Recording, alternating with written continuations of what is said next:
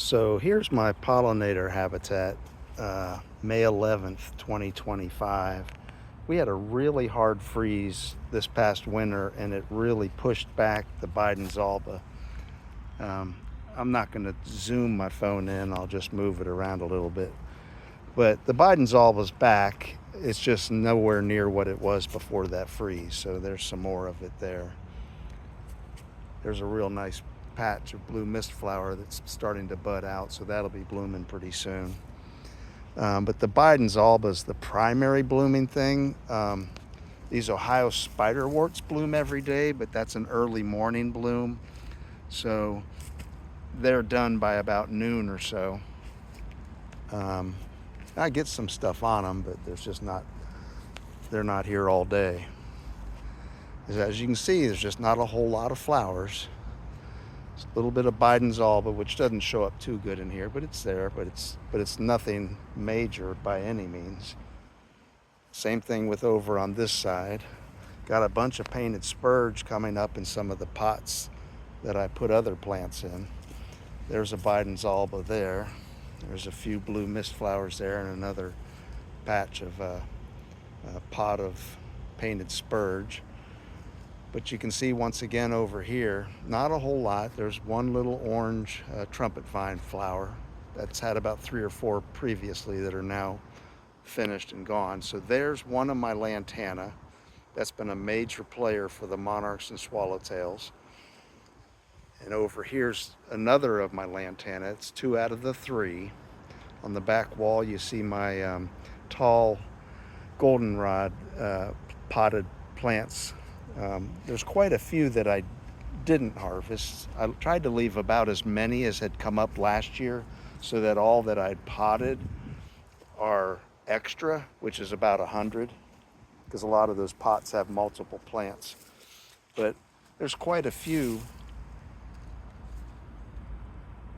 goldenrod, probably the same number as what I had blooming here last year. So the potted plants are all bonus.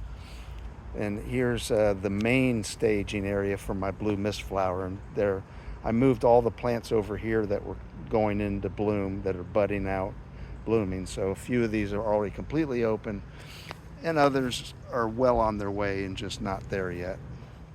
So in another week or so, this should have a lot more flowers on it.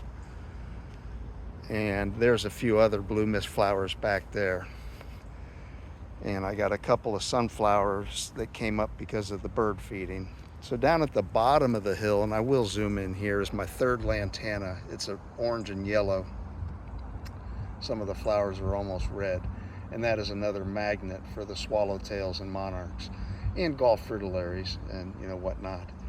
But as you can see, and I mentioned the black elderberry. There's quite a bit of that blooming in here.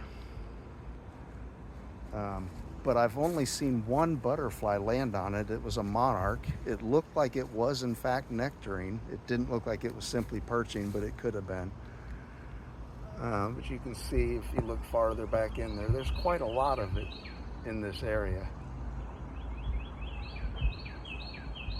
And for some reason, I see quite a few monarchs flying back over here behind the dumpster area every day, sometimes 2 or 3 at a time, just flying around back there. And of course they make their way over here for sure. But as you can see, other than the 3 lantanas and a few sparse scattered Biden's alba, and of course the blue mist flowers that are now starting to finally come in, there's really not that many flowers in this habitat yet. When those goldenrod are blooming, that's going to be quite a show, and these blue mist flowers are going to do a whole lot more, and the Biden's alba is going to continue to come in. And of course we've had a really dry stretch. Now we just started getting rain a couple days ago, but prior to that this thing was getting hit really hard. I was hand watering the critical plants, but a lot of just the main basic vegetation, like right in here, wasn't getting watered much at all. But it's been enough to survive. So there you can see a Biden's alba right there with some flowers on it. None of the Biden's alba look fantastic. They're just kind of like good enough. But that's about it. So as you can see, there's just not that many flowers here, but I've had tremendous success. 26 butterfly species so far in 2025, and I'm expecting that number to go up and hopefully add a few new species. So far I've added 2 new species this year that I didn't get last year, so hopefully I'll add another 2, 5, maybe even 10 more. Just depends on how everything goes.